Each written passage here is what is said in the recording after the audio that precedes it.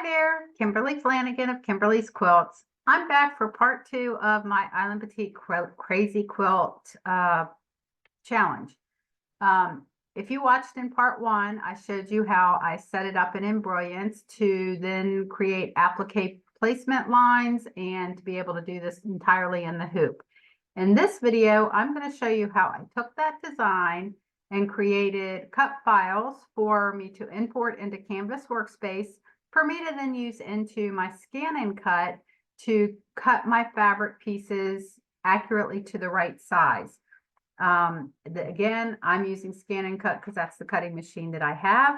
If you happen to have a Cricut or a Silhouette, you can do the exact same process in their software, in their machines, and it will work as well, as long as you're using a fabric cutting, cut your fabric to whatever the process is that Cricut or Silhouette tells you are the proper ways to cut fabric in their machines.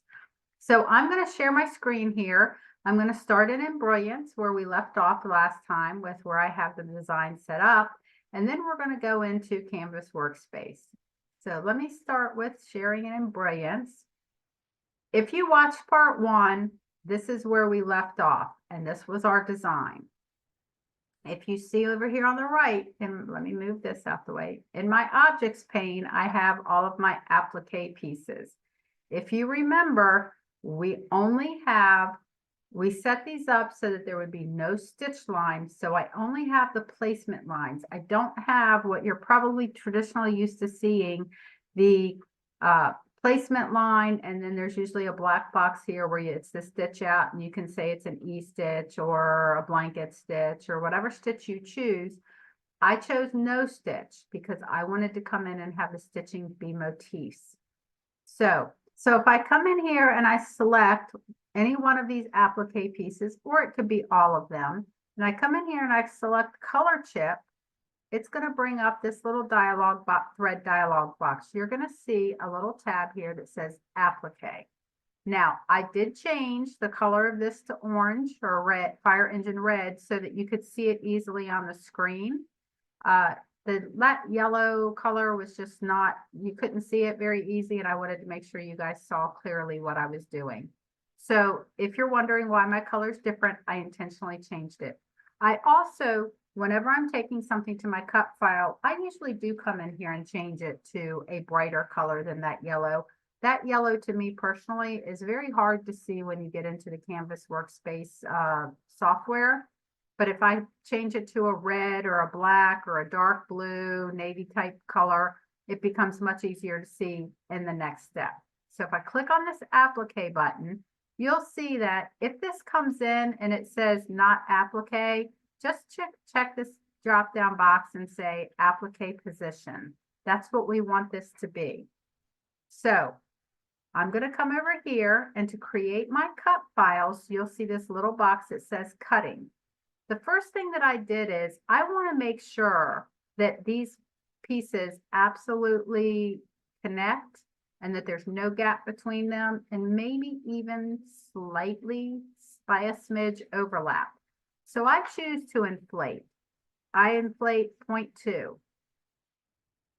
And then when I come in here, when I say save all, I'm going to get a dialog box, and I'm going to come over here and I'm going to put these back where all my other ones are in my Crazy Quilt file. And I'm going to call this Crazy Quilt cut file. And you're going to see that it's going to save it as an SVG file. And I just click OK here. Now, if you noticed, I did save all. By doing save all, it's going to save any of these pieces that say applique. If you want to do them one at a time, then just do the save button and name each piece individually. I wanted all of them in one piece because it's just going to make it easier when I get to the scan and cut to have them all together. So it was that quick and easy to create my cut file.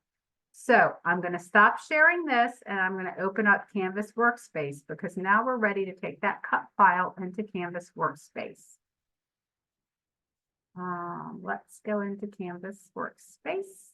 I'm using the online version.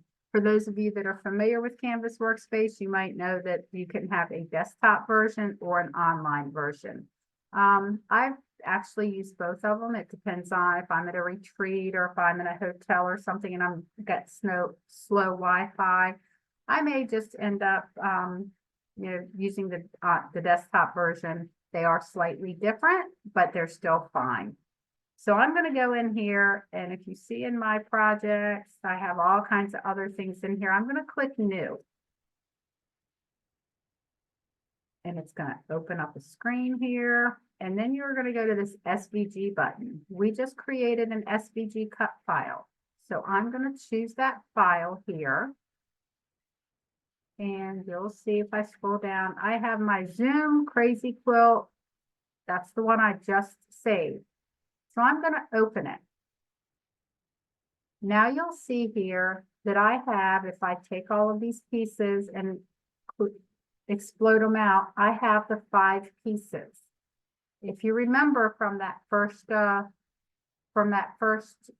video, it became important for me to completely draw the outside lines of even on the outside of the 10.5-inch square, because otherwise when I got to this point, these 2 lines on the outside edges would have been missing, and that's very critical to this step in the process.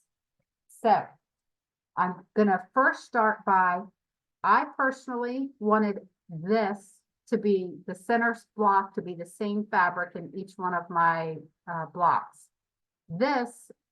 These 4 pieces, I wanted a variety of. So the first thing I'm going to do is I'm going to remove this.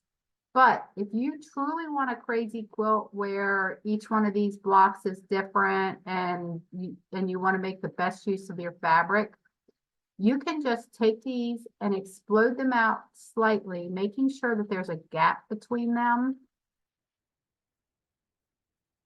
So, and you can come in here and just separate them. Remember, we inflated this slightly. So in order for us to have, you probably could cut these out so that they're actually right beside each other and touching and not, I don't like to do that. I personally think that if I need a little bit of what if one of these lines, the blade messes up or something? I haven't messed up 2 pieces, I've only messed up 1. So I personally like to explode it out here. And at this point, I can actually go in and I can save this and I can download this and start cutting. You see, I can take a 12-inch square and I can get all 5 pieces out them, mix and match and be on my way. But I want each one of these to be separate. So I'm going to first come here and I'm going to take this block here and I'm going to delete it because I'm going to do something different and unique with that. I'm then going to come in here and I'm going to trying to minimize waste in my fabric. You can line these up however you want. I do a lot of applique, so I'm more of a fan of having big pieces like this left over. I could leave this down here and have this as my big piece left over. But I'm going to remove that center section because I do not want that from all of my, what I'm going to call accent fabrics. Move this one in a little bit away from the edge. Now I'm going to come over here and the first thing I'm going to do is I'm going to give it a title and I'm going to say Zoom Crazy Quilt Cut 1. And then I'm going to save it. Now it says it saved it. Now I'm going to download it. This is actually downloading the cut file format for me to take to my scan and cut. If I were in my sewing room close to my scan and cut and it was turned on, I would just do the transfer from here. But I'm in my office doing this on my laptop for the purposes of this recording. So I'm choosing download to PC. Now, the next thing I'm going to do is I'm going to come in here and I'm going to create a new project. And I am going to open that same SVG cut file because I want that center section now. And open it. Now I'm going to come in and I'm going to delete the other 4 pieces, and that's going to leave me with this center section. Now I'm going to come in here and I'm going to show you where I'm going to come under the project tab, and I have a 24-inch mat. So I want to be able to cut out as many of these as possible. So I'm going to change this to a 24-inch mat. I could have done that on the other piece and done 2 at a time, add them more of them. I absolutely could have done that. So I'm going to come in here and I'm going to align this one over here, making sure that it's got plenty of room at the top and the bottom. Then I'm going to come in, right click on my mouse, and I'm going to duplicate it. I'm going to then come in and I'm going to rotate it, because I want, if I rotate it, you'll see that the widest parts of this polygon are not interfering with each other. Now I'm going to move it up some, and I'm now going to duplicate again. And I'm going to come over here, making sure that it doesn't go outside of my boundaries here. And I'm going to duplicate a 3rd.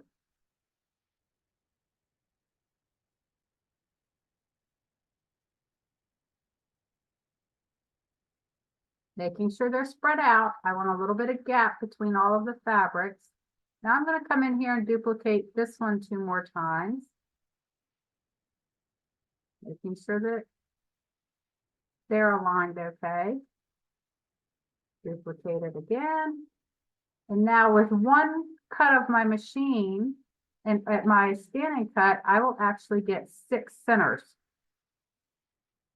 So I'm going to now come in here and make sure that none of them are outside the boundaries real quick.